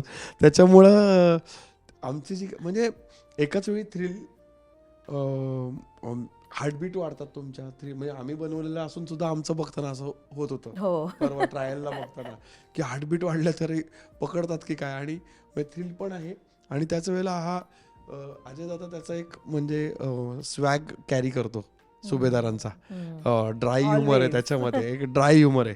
आणि ते त्याला मारल्यानंतर तो सहजपणे मला टेकमध्ये शूटिंगमध्ये असं म्हणाला, नाही उचला असं म्हटला तो. आणि चक्क ते रिहर्स नव्हतं झालेलं, ते त्या टेकमध्ये लॉंग शॉटला आम्ही त्याला झाकलं आणि तो मला म्हटला की नाही उचला. आणि आम्ही उचललं त्याला, आणि उचलून तो बिचारा मुलगा जो आमच्यावर काम करत होता नट, तो थोडासा हलका होता. आम्ही दोघांनी खांद्यावर घेतलं त्याला आणि तो असा आणि मग त्याचा शॉट घेतला आम्ही की त्याचा पाय आहे ना असा 1 फूट वरती उचलला जातो आणि तो खांद्यावरती त्याला घेऊन, एक हात त्याचा याच्या खांद्यावर, दुसरा हात त्याचा माझ्या खांद्यावर, तो मेलाय आणि तो असा आधार तरी त्याला उचलून घेऊ शकतो. अरे बाप. आणि त्या पहारेकरांना पण काय आहे आणि एकाच वेळी तुम्हाला त्या ड्राय ह्युमर मधनं हसू पण येतं. अशा गमती सगळं म्हणजे आणि त्याच्यामध्ये त्याचा तो जो काही गिव्ह अँड टेक होता की निखिल मला ते शस्त्र पास करतो, ते बघण्यासारखं. निखिल काय म्हणत होता? असे अनेक प्रसंग आहेत म्हणजे की इतके इंटरेस्टिंगली ते आम्ही सुद्धा आता डबिंगच्या निमित्ताने आम्ही पूर्ण सिनेमा पाहतोच, तर तो एडिट सुद्धा इतका चापचूप झालाय की ए थांब अरे डबिंग आहे आपलं, ए थांब हा सीन बघू देत मला. असं पण होतं बऱ्याचदा की तो डबिंग मधला सीन आम्हाला प्रेक्षक म्हणून सुद्धा पाहावासा वाटतोय, इतका तो थरार पाहताना मजा येते. अगदी. आणि ना इतिहासाच्या पुस्तकात 4थीच्या आपण सगळ्यांनी वाचलंय की छत्रपती शिवाजी महाराज हे मिठाईच्या पेटाऱ्यातनं पळाले. ठीक आहे. त्याच्यानंतर आत्ता वेगवेगळ्या ठिकाणी वेगवेगळे रेफरन्सेस आहेत. याआधी चित्रपट मालिकांमध्ये वेगवेगळ्या प्रकारे दाखवण्यात आलंय की महाराज अखेरीस निसटले कसे आग्र्यावरनं. सो मला राहत नाहीये हा प्रश्न विचारल्याशिवाय. या चित्रपटात नो डाऊट तू खूप रिसर्च केलायस, तू 350 मगाशी म्हणालास पत्रकं वाचलीस. मला सांग काय नेमकी ही गोष्ट आहे? परत तेच भूषणाचा छंद सांगेन, जान न परत आहे असे काम हे करत गंधर्व आहे, देव आहे की सिद्ध आहे की शिवा आहे, काहीच कळलेलं नाही आजपर्यंत. म्हणजे जेवढे म्हणून आता दावे केले जात आहेत, एक्झॅक्टली. तर मला असं वाटतं की ते विविध कागदपत्रांच्या आधारे केले जात आहेत. कोणी असं हवेत नाही करत. मी कोणावरती असं बोट नाही ठेवत की अरे ह्यांनी काही सांगितलं, असं नाहीये. पण चक्क आपल्याला दिसतं की विविध ऐतिहासिक साधनांमध्ये विविध रेफरन्सेस सापडतात. जसं परकलदासच्या त्या पत्रांमध्ये जर ती ऑथेंटिक मानली आपण, की परकलदासनी ऑब्व्हियसली मानली पाहिजेत कारण ती रामसिंगाच्या फर्स्ट हँड पत्र आहेत ती, तर त्याच्यामध्ये पेटारांचा उल्लेख आहे. पण त्याच वेळी अनेक साधनांमध्ये वेशभूषा बदलल्याचा पण उल्लेख आहे आणि ती साधनं मराठ्यांकडची आहेत. आता ते साधन राजपूतांकडचं आहे कारण राजस्थानी रेकॉर्ड्स हे फार महत्त्वाचे मानले गेलेत संपूर्ण आग्रा प्रकरणामध्ये. सर जदुनाथ सरकारांनी संपूर्ण एक पुस्तक त्याच्यावरती लिहिलंय राजस्थानी रेकॉर्ड्सवरती, किंवा सेतुमाधवराव पगडींनी एक अख्खं त्याचा रेफरन्स घेणारं पुस्तक लिहिलेलं आहे, त्याच्यात फक्त राजस्थानी रेकॉर्ड्सचा उल्लेख आपल्याला आढळतो किंवा प्रामुख्याने त्याचा उल्लेख आपल्याला आढळतो. तर त्यांनी पेटारे म्हटलंय, काही साधनांमध्ये वेशभूषा बदलून गेले असं म्हटलंय. आम्ही या सगळ्याचा समुच्चय करायचा प्रयत्न केला. मी मगाशी म्हटलं ना की त्याला आपण म्हणतो व्हांटेज पॉईंट. आता हे सगळे आपल्या सगळ्यांचे सुद्धा व्हांटेज पॉईंट आहेत इतिहासाकडे बघण्याचे, की मला काय वाचनात आलं, तुला काय वाचनात आलं, ताईंच्या अभ्यासात काय आलं, अजयदादाच्या वाचनात काय आलं, निखिलने कुठे काही ऐकलं असेल, अभिजितने आत्ता जे काही 10, 12, 15, 20 पुस्तकं वाचली त्याच्यात त्याला काही सापडलं असेल. हे सगळे व्हांटेज पॉईंट आहेत आणि आपण आपापल्या पद्धतीने त्या इतिहासाच्या हत्तीकडे बघायचा प्रयत्न करतोय. मग कोणाला तो सोंडेसारखा वाटतो, कोणाला तो दोरखंडासारखा वाटतो, कोणाला तो पिंपासारखा वाटतो. तर या मिठाईचा पेटारा या प्रकरणात पण असंच आहे. बरं, अनेक वंशज आहेत आपल्याला आता, वीरांचे वंशज जे आपल्याशी कनेक्टेड आहेत, त्यांच्या घरामध्ये सुद्धा ते दाखवतात की हा पेटारा आमच्या पूर्वजांनी असं सांगितलं की हा पेटारा आग्र्याचा आहे. तर असं पण ते ह्युमन साईज येतो आणि म्हणजे तो अमानवीय आहे. तो इतका मोठा पेटारा आहे. असे पेटारे 2 तरी मी वंशज सांगू शकतो. तर त्यांच्या घरामध्ये त्यांनी प्रिझर्व केलेले आहेत, त्याची पूजा होते, त्याचा अमुक तमुक रिच्युअल्स आहेत. तर हे जे आहे त्याला आपण नकारू नाही शकत, नाकारू नये असं माझं मत आहे. कारण त्यांना त्यांच्या वाडवडिलांनी सांगितलेलं आहे ना, त्याला श्रद्धा ठेवली पाहिजे त्याच्यावरती, त्याला तर्काचा आधार द्यायला पाहिजे, हे नक्की. मग काय काय घडलेलं असू शकतं अशा तर्काच्या आधारे, ज्याला आपण प्रोबॅबिलिटी असं म्हणतो, लॉ ऑफ प्रोबॅबिलिटी, तर ते लॉ ऑफ प्रोबॅबिलिटीनी मांडायचा स्वारी आग्रामध्ये प्रयत्न केला की कसे बाहेर पडले असतील. पेटारे तर सगळे उघडून बघितलेत, बरोबर. मग पेटारे तोच पेटारा का सुटला का सुटला असा Exactly, प्रश्न आपल्याला पडू exactly. शकतो. बरं, वेशभूषा करून बाहेर पडायचं म्हटलं तर रोजचा सैनिक एकमेकाला ओळखत नाही का? हम्म, किंवा जे भोई येत आहेत तिथे पेटारे व्हायला ते रोजच्या बघण्यातले होतात ना. आणि बरं, ते जेव्हा येत जात असतील तेव्हा त्यांची नोंद होत होती तिथे. कडे कोट पहारा होता ना, म्हणजे त्याचं रजिस्टर असणार. मग हा कोण नवीन माणूस बाहेर गेला, या सगळ्याला ना म्हणजे तुम्ही जेवढा आत शिराल तेवढा डोक्याला भुंगा लागतो. Exactly exactly. आणि मग तुम्हाला त्या सगळ्या साधनांवरती विश्वास ठेवावा लागतो आणि मग त्यातनं एक काहीतरी मंथन करून अमृत बाहेर काढायचं असतं. तर आता ते अमृत किती निघालंय हे आता आपला हा चित्रपट आहे. खूप मेन सीन आहे जेव्हा महाराज निसटतील आणि तो अग्नीवरनं. इतका जबरदस्त झाला ना आपल्या Exactly. सिनेमात, म्हणजे व्हांटेज पॉईंट कशाला म्हणतात स्क्रीन प्ले रायटिंग मध्ये, तो करण्याचा आम्ही फार प्रयत्न केला आणि मला असं वाटतं की आम्ही बऱ्यापैकी त्याच्यात यशस्वी झालो. पण दादा तू किती वेळ घेतलास त्या क्लायमॅक्सच्या तो सीन लिहायला किंवा तो हे मला scene दाखवायचं आहे, आय एम व्हेरी इकडे मच तिकडे शुअर बराच अबाउट झालाय इट. तो. तो सीन आहे ना, तो सीन लिहिताना मला फार पेच पडला होता. कारण तो सीन आपल्याला तानाजी मालुसरे, फौलाद खान आणि स्वतः शिवाजी महाराज या 3 अँगलनी दिसतोच आणि 4थ्या अँगलनी प्रेक्षकांच्या दिसतो. मग प्रेक्षक अख्खी साखळी बांधू शकतात की असं घडलं असेल. कारण तानाजी मालुसरेंना एवढीच गोष्ट माहिती आहे, आत काय घडलं ते माहित माहिती नाहीये. नाही, जे हिरोजी परतंदांचे ते काय घडलं ते माहित नाही. फौलाद खानाला तर काहीच माहित नाही स्टार्ट टू एंड, त्याला फक्त मिठायाच दिसल्या आणि नंतर तो कपाळावर हात मारत बसला. बहिर्जी नाईक आणि त्यांच्या मंडळींना बऱ्यापैकी गोष्टी माहिती आहेत आणि महाराजांना माहिती आहेत की असं करायचं आहे आणि म्हणून तो प्लॉट सगळा बनवला जातो. बहिर्जी नाईक आणि त्याचे सगळे साथीदार हे त्यावेळी आता जी मुलुकसंगची सरई आहे ती बाजारात होती, त्या बाजाराचा आश्रय घेऊन त्यांनी काही गोष्टी घडवल्या असतील का, असे सगळे प्रश्न माझ्यासमोर उभे राहिले. आणि मग त्याला उत्तर शोधत शोधत तो मी मग पहिल्यांदा अख्खा सीन प्लेन लिहिला, मग तो तोडला वेगवेगळ्या पॉइंट ऑफ व्ह्यूने. म्हणजे आणि म्हणजे मी आता जसं सकाळी मी आणि ताई पुण्यावरनं इकडे आलो, तर फक्त एवढंच माहिती आहे ना तुम्हाला पुण्यावरनं इकडे आलो. मग मी म्हणतो की नाही, मी ड्राईव्ह थ्रू आलो आणि मग आम्ही एक बर्गर दोघांनी एक खाल्ला. मग ताई म्हणतात की नाही पण त्याच्यामध्ये माझा बर्गर आणि त्याचा बर्गर वेगळा होता. असं करत करत मी तो तोडत गेलो आणि आता फार एक प्रत्येकाचा आहे. आणि मग तो जो सीन एडिट मधनं उभा राहिला या आणि त्याला जे जबरदस्त म्युझिक आहे तो म्हणजे मला असं वाटतं की एक नमुना ठरेल आमच्या सगळ्यांच्या टीमवर्कचा.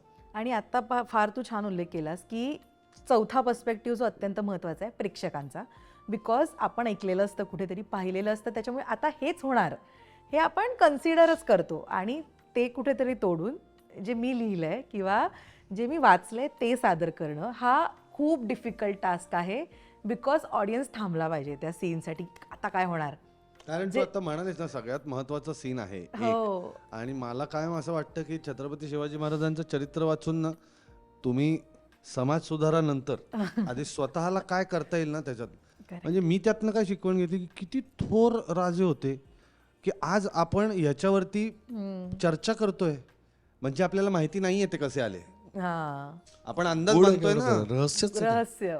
म्हणजे काय दृष्टी असेल की आणि काय येताना लेवलचं ते उल्लेख planning. ठेवायलाच नको.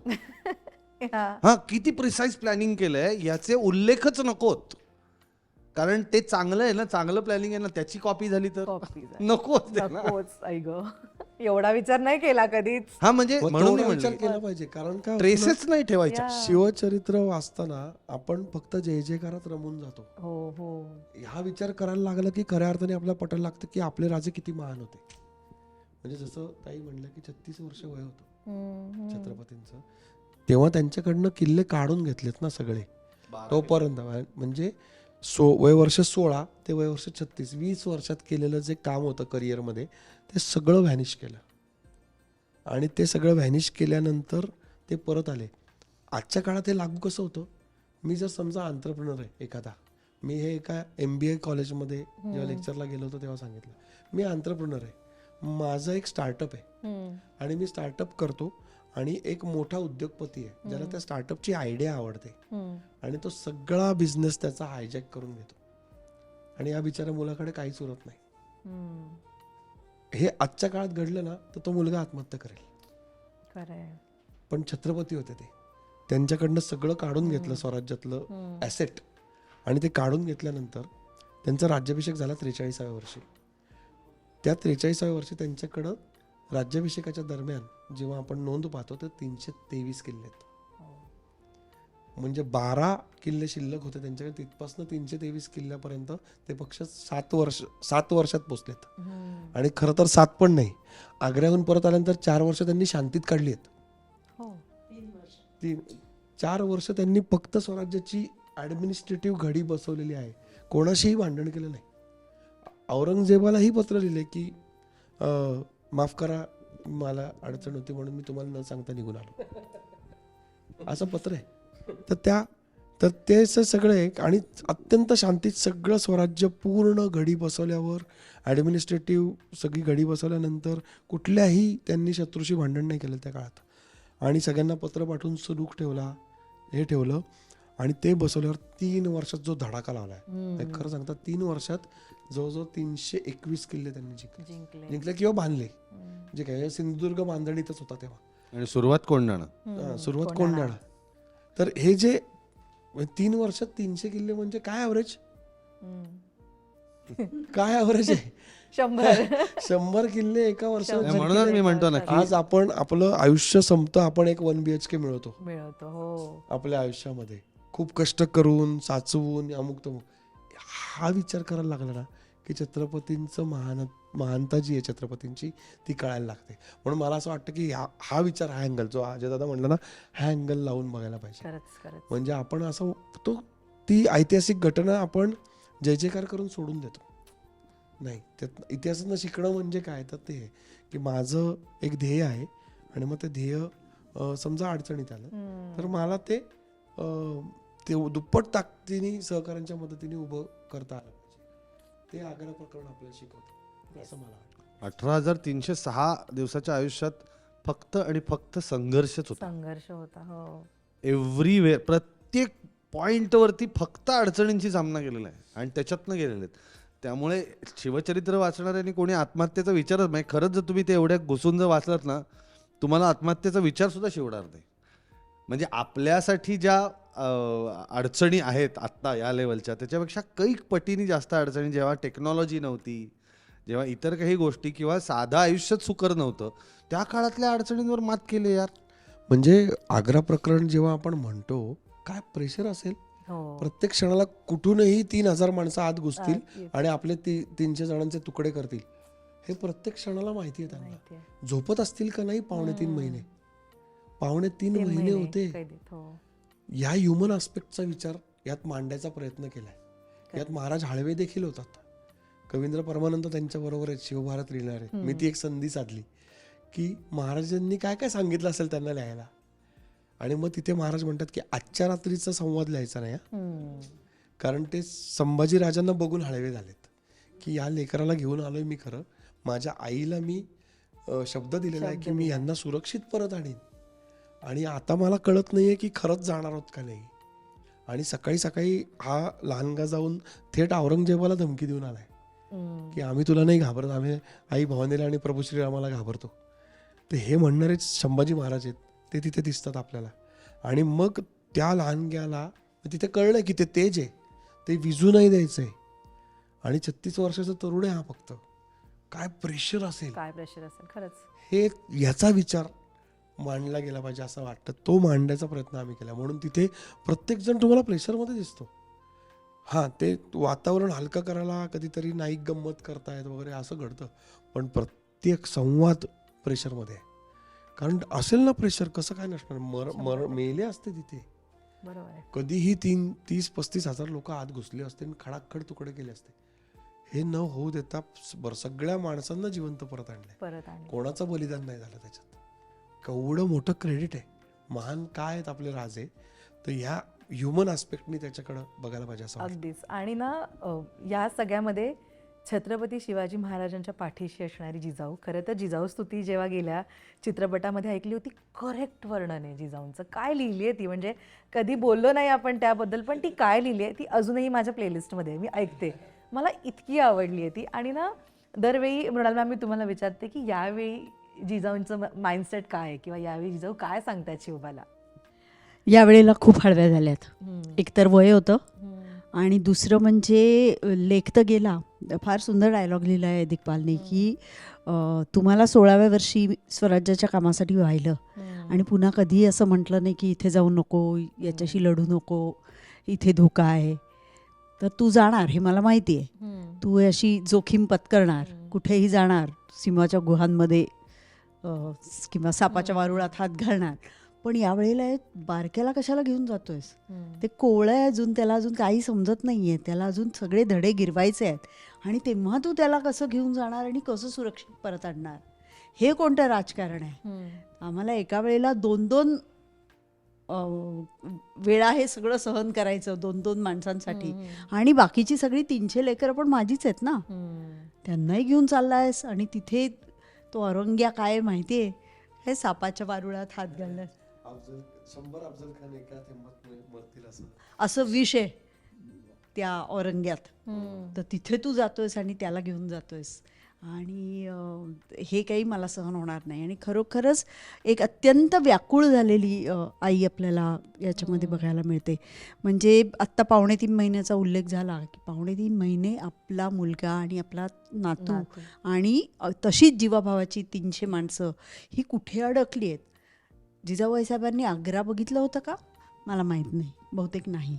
दिल्ली नाही. तो मधला सगळा प्रांत कोणत्या मार्गाने गेलेत, त्यांना कोण मदत करतंय, मध्ये काही झालं असेल तर तिथून काय खबरा येत आहेत, आता अडकवून ठेवलं आहे, आता सुटकेचा प्रयत्न होऊच शकत नाही, काही माणसांना परत पाठवत आहेत, होतं आहे काय तिथे, केवढं प्रेशर असणार आहे.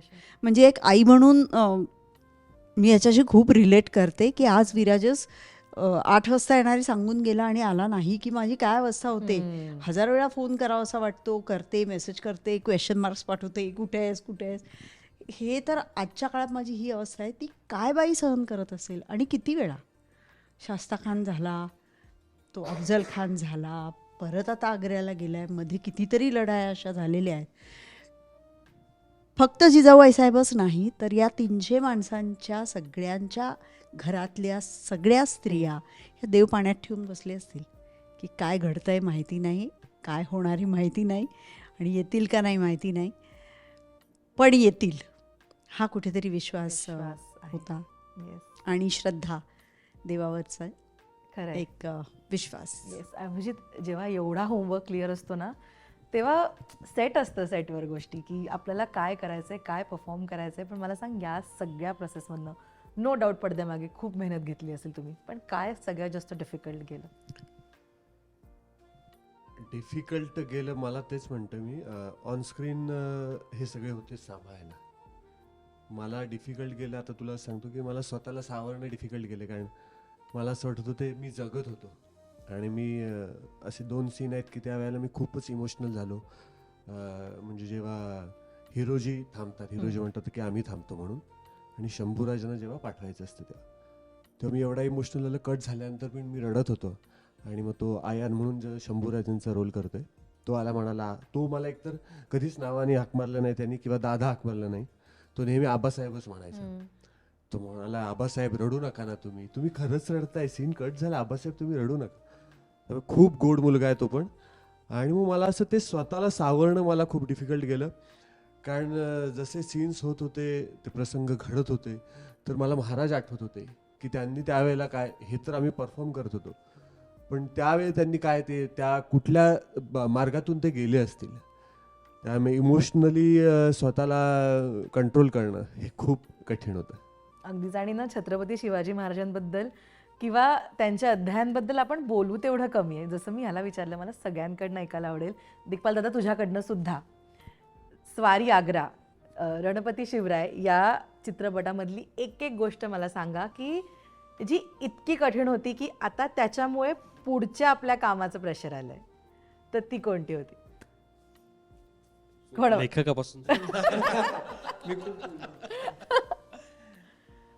नाही, कारण त्यांच्याकडनं एकदा प्रेरणा घेतली महाराजांकडनं तर कठीण काहीच वाटत नाही, खरंच काही वाटत नाही. आणि आम्ही तर दैवत आहे छत्रपती शिवाजी महाराज. त्यामुळे याआधी सुद्धा वाचनातून किंवा आता अष्टकाच्या निमित्ताने दिग्पालच्या स्वतःच्या अभ्यासातून इतकं छान पद्धतीने तो हे सगळे सिनेमे लिहितो. आणि त्या व्यतिरिक्त सुद्धा आम्ही जेव्हा केव्हा भेटतो प्रमोशनच्या निमित्ताने इतर वेळी, तेव्हा सुद्धा त्याच्याकडनं अनेक गोष्टी आम्हाला ऐकायला मिळतात, कारण त्याचं तितकं वाचन आहे, त्याचा तितका अभ्यास आहे. त्यामुळे महाराज आता जसं आपण म्हणतो की आत्मसात करणं, त्यामुळे कुठल्याही संकटात कधीही वैयक्तिक आयुष्यात सुद्धा महाराज कसे वागले असते किंवा महाराजांनी काय केलं असतं किंवा महाराजांच्या मावळ्यांनी कशा पद्धतीने या संकटातनं स्वतःला बाहेर काढलं असतं, हा एक प्रकारे विचार सुरू होतो. हे वैयक्तिक माझ्या बाबतीत मी सांगतो. 100%. त्यामुळे नाही वाटत, नाही. काही कठीण नाही वाटत, काही नाही. अजय दादा. नाही, मी मगाशी म्हटलं तसं की एकदा निष्ठा असेल ना, श्रद्धा असेल त्या विषयावरती तर काही हालत नाही फारसं. प्रेशर ऑफकोर्स दिग्पालला सगळ्यात जास्त असतं, कारण की पिरियड फिल्म म्हटलं की यावर्षी आम्हाला अवकाळी पाऊस जो होता त्याच्याशी जरा जास्त झुंजायला लागलं. म्हणजे काही सीन्स रिशूट केले आम्ही, त्यात आम्ही शूट करायला घेतलं की बदा पाऊस येतोय किंवा हे जो आपण सगळ्यांनीच अनुभवला की अरे हा काय सीझन आहे का पाऊस यायचा वगैरे, आपण असं 1 इतका जानेवारीला आरडाओरडा- कसा पाऊस पडू हा, शकतो. तर ते ह्या सगळ्या गोष्टींची शूटिंगचं नुकसान हे जास्त निगडीत असतं. आपण कसं होतं ना, काही गोष्टी पुढे ढकलता येतात, पण मराठी चित्रपटाचं एका दिवसाचं जर नाही आज शूटिंग होऊ शकत असं जर म्हणलीस तर डायरेक्ट फाटकन 15-20 लाख रुपयाचा फटका बसतो. तर त्याच्यावरती मात करणं हे मला प्रॅक्टिकली जास्त कठीण वाटत होतं की हे कसं काय मॅनेज होणार आहे. पण मी म्हटलं तसं, जो मगाशी तू विषय काढलास की आमच्याकडे टीममध्येच सगळे निष्ठावान लोक असल्यामुळे हे जे बदललेलं शेड्यूल असतं की नाही हा सीन आपल्याला हा आज नाही करता येणार आहे, पण आपण हा पुढच्या आठवड्यात अमुक तारखेला करतोय, तर कोणीच मला नाही वाटत की कोणी असं सांगितलं नाही रे मी नाही आहे किंवा हे. तर प्रत्येकजण ते आपल्या घरातलं एक कार्य असल्यासारखं जे असतं ना की अरे यावेळेस बरं का आहे यावेळेस तर आपण सगळ्यांनी जमायचं आहे, तर ते सगळेजण ओके मग मी काय करू, ओके मग मी आता असं ही जबाबदारी मी घेतो, अशा स्वरूपाने ते जेव्हा सुरू होतं ना तेव्हा ते जास्त इंटरेस्टिंग असतं. आणि त्या दृष्टीने मी म्हणतोय की मला चित्रपट बघताना सुद्धा असं जाणवलं की याच्या टीमवर्कचा एक वेगळाच नमुना झालाय हा चित्रपट म्हणून, की प्रत्येक जणाच आणि इव्हन एकमेकांशी वागण्याचं पण लोकांना खूप इंटरेस्टिंग वाटणार आहे. की पहिल्याच सीनमध्ये जेव्हा बहिर्जी काहीतरी सांगतायत आणि तानाजीराव फुल आवेशात त्यांचं काही डोक्यात घुसत, अहो सांगा त्यांना कोणतरी, ही जी छोटी छोटी जे मुवमेंट्स क्रिएट झाल्यात ना त्या कॅरेक्टर्सच्या मधल्या अरे हे खरंच असेच बोलत असतील रे, मित्र असेच करत असतील हे एरवी सुद्धा, हे वाटण्या इतपत ते जी टीमवर्क दिसलंय ना की हे काय क्लोज नेटवर्कमध्ये सगळे वावरले असतील, सगळ्यांमध्ये काय निरोप गेले असतील. सो शूट करणं वॉज फन. मी प्रत्येक सीन एन्जॉय केलेला आहे. पण मी म्हटलं असं निसर्गाशी आपण नाही भांडू शकत. आणि दिग्पाल दादा डिरेक्शन, लेखन, ऍक्टिंग, डान्स हे सगळं एकत्र, म्हणजे मी गीतकार मी इमॅजिनच नाही करू शकत काय प्रेशर असेल. ऑल्सो अजून एक याला जोडून प्रश्न, हा चित्रपट संपताना पुढच्या अध्यायाची घोषणा आहे का?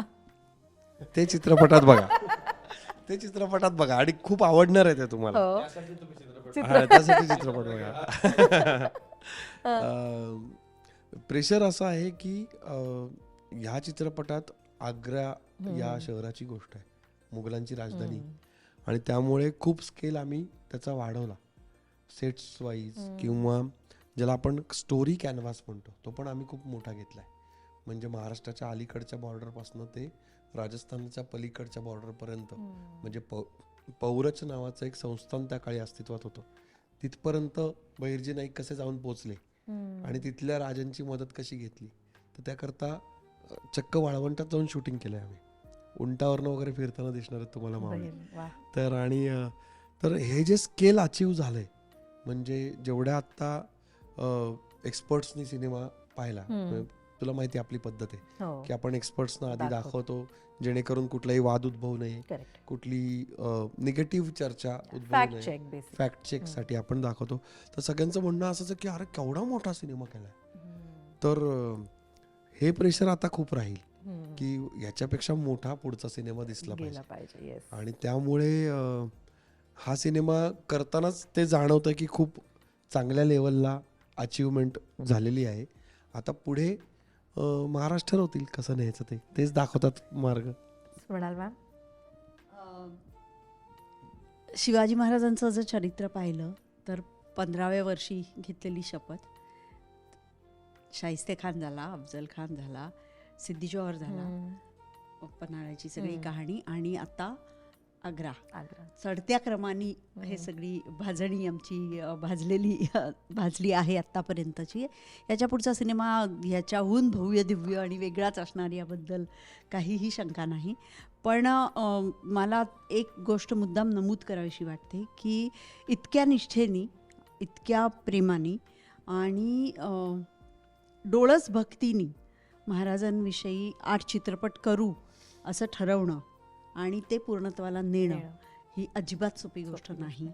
सगळे शिवाजी महाराज की जय म्हणत असले तरी त्यासाठी लागणाऱ्या ज्या गोष्टी असतात आणि सगळ्यात महत्त्वाचं म्हणजे त्यासाठी लागणारं जे फंडिंग असतं ते मिळवायला दरवेळेला दिग्पालला किती कष्ट करायला लागतात हे आम्ही सगळे बघतो.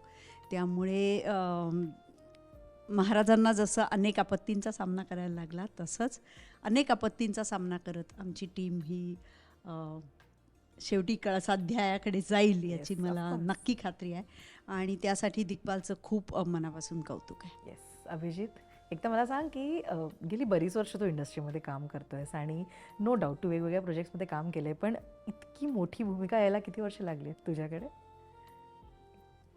आता वयच जाहीर केलंय.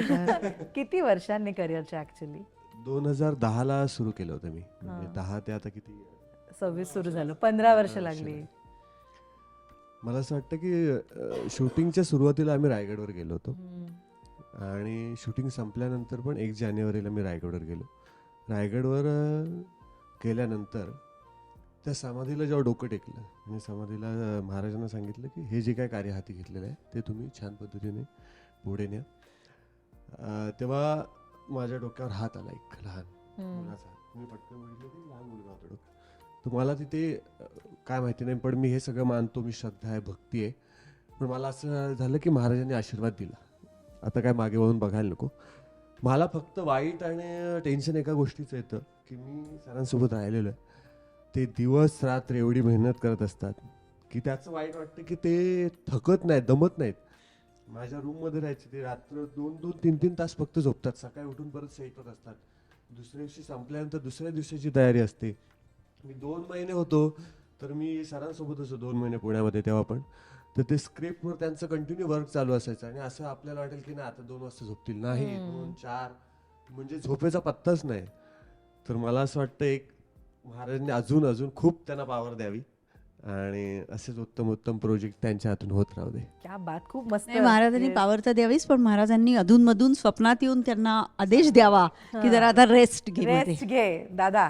काय जाहीर सांगायला आवडेल, कधी रेस्ट घेणार आहेस? भेटल्यानंतर त्यांना फक्त एवढं सांगायला लागतं काळजी घेताय ना असं विचारायला लागतं, कारण ते फक्त मेहनत आणि फक्त मेहनत करत असतात.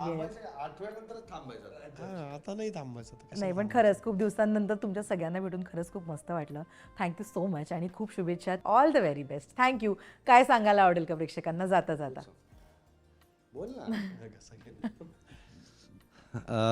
रणपती शिवराय स्वारी आग्रा जगभरात रिलीज होतो आहे आणि पॅनोरमानी त्याची निर्मिती केलेली आहे आणि हा चित्रपट आम्हाला खूप छान वाटतं आहे की हा चित्रपट तुमच्या आग्रहाखातर आम्ही बनवलेला आहे आणि तो आम्ही तुम्हालाच अर्पण करत आहोत. त्यामुळे आवर्जून तुम्ही ज्या चित्रपटाची वाट बघत होतात तो चित्रपट फायनली येतो आहे आणि तो चित्रपट तुम्ही सहकुटुंब सहपरिवार साजरा करायला थिएटरमध्येच जा आणि सगळ्या थिएटर्समध्ये हा चित्रपट नक्कीच तुम्हाला बघायला मिळेल. जल्लोष साजरा करा, आपला महाराजांचा महोत्सव साजरा करा. हर हर महादेव. थँक्यू आणि खूप शुभेच्छा सगळ्यांना. जय शिवराय. जय शिवराय. जय शिवराय.